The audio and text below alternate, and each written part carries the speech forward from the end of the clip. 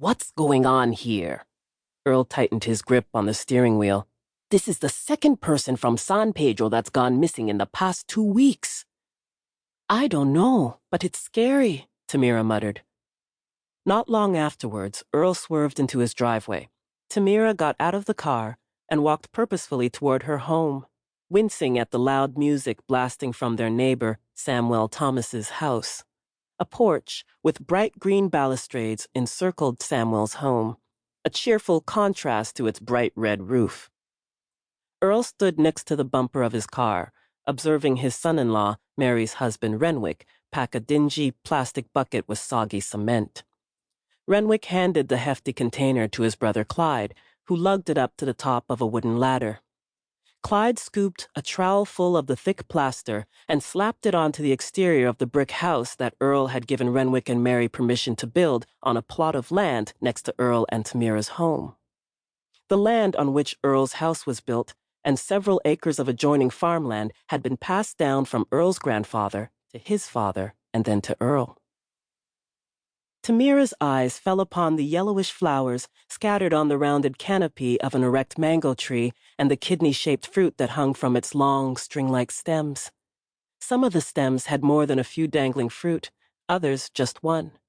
The wind picked up, and the tree's dark green leaves with their distinct horizontal veins slapped against the brick fence that separated their house from Uncle Charlie's. Tamera glanced at her Uncle Charlie's house on the right to see if anyone was home before she scooted up the staircase of her parents' home and slipped inside. "You're back." Mary was sitting next to Tamera's mum, her head bent over a bowl of lentil soup, steam rising out of it as Mary blew gently to cool it down. "It's you?" Allison said in a droning tone, lethargically passing her fingers through her full head of wavy hair that was equally silver and black. "How are you, Ma?" Tamera gently kissed her mother's left cheek. Allison shrugged, but didn't speak. Mary tried to slip a spoonful of the warm soup between her mother's lips, but she shook her head and clamped her jaw like an angry pit bull. "You've got to eat something, Ma," Mary pleaded, "or you're going to end up with a bad gas pain in your chest, just like before." Earl walked in and dropped into the chair next to his wife. He tried to coax her to eat as well, but his efforts didn't help. Allison's mouth remained tightly clamped. Tamera gulped down a tumbler of water and then headed to the bathroom for a quick shower. She changed into fresh clothes and returned to the living room in a pink and white sleeveless cotton dress. Moments later, someone knocked on the door. Earl turned to his younger daughter and said, "See who that is." Tamera scurried toward the entryway, shifted the white floral-patterned curtain to one side, and unlocked the door. "How are you doing?" Dalton entered the living room with a massive smile.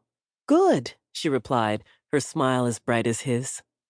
He was as tall as a professional basketball player, so even though Tamera was 5'9", she still had to lift her head to meet her boyfriend's sparkling light brown eyes. "Good afternoon," he said, his eyes directed to Earl. "Pops asked me to return your drill." "How's life in San Pedro?" Earl asked as Dalton handed Tamera the borrowed tool. "No major complaints." Dalton's face fell a little. "You all heard about the missing girl from San Pedro?" "Yeah," Earl said. "I heard about it on the radio on the way back from my brother's house earlier this afternoon." "You know that girl lives a couple of streets from where I'm staying now? It's mind-boggling how she just disappeared."